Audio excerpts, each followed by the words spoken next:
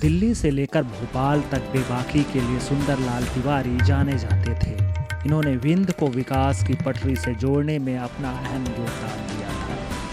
3-3 rail की सौगात, ring road या फिर हाईवे में विस्तार तिवारी जी की देन मानी जाती है। सुंदरलाल तिवारी को रीवा जिले की राजनीति विरासत में मिली थी।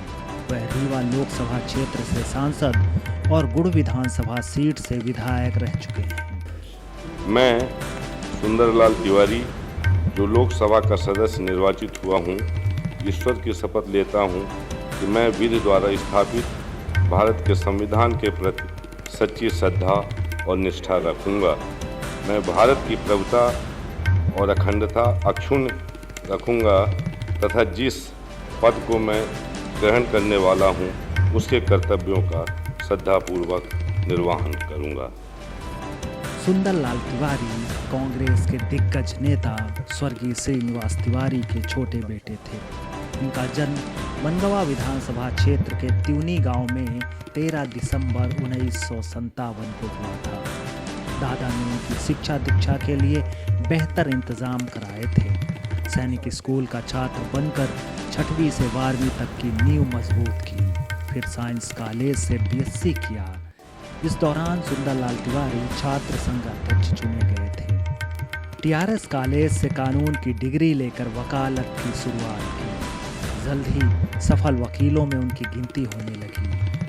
3 ट्रेन हमने रीवा में चलवाई। हमें लोकसभा के अंदर मांग करके, हंगामा करके, लड़के झगड़ के रीवा दिल्ली, रीवा चिरमिरी और रीवा बिलासपुर 3 ट्रेन यहाँ आई थी।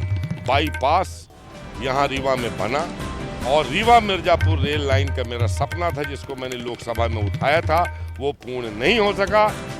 राजनीति यात्रा की शुरुआत जनपद अध्यक्ष से हुई। देखते ही देखते लोकसभा में मजबूत पकड़ बना ली। साल 1999 के लोकसभा चुनाव में सांसद निर्वाचित हुए।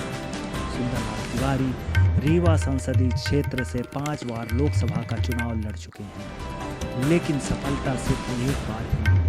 सुंदरलाल तिवारी जिले की गुड़ विधानसभा सीट से वर्ष 2013 से 18 तक विधायक भी रह चुके हैं। मैं जब 4.5 वर्ष तक लोकसभा के अंदर रहा, चाहे वो राष्ट्र के मामले रहे हों, चाहे अंतर्राष्ट्रीय मामले रहे हों, चाहे वो हमारे जिले के मामले विकास के रहे हों, सारे मुद्दे हमने लोकसभा के अंदर बाखूबी और पूरी ताकत के साथ हमने रखा है।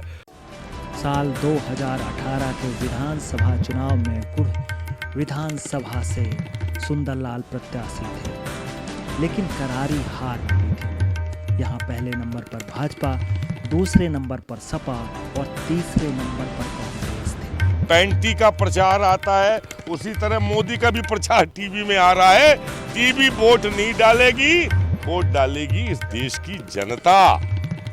11 मार्च 2019 को सुंदरलाल तिवारी का सुबह दिल का दौरा पड़ने से निधन हो गया। वह घर पर सुबह अखबार पढ़ रहे थे, लेकिन अचानक सीने में दर्द उठा। आनन फानन में संजय गांधी मेडिकल कॉलेज में भर्ती कराया गया, जहां वरिष्ठ चिकित्सकों ने आईसीयू में भर्ती कर इलाज प्रारंभ किया, लेकिन तब तक उनकी सांसें थम चुकी थी।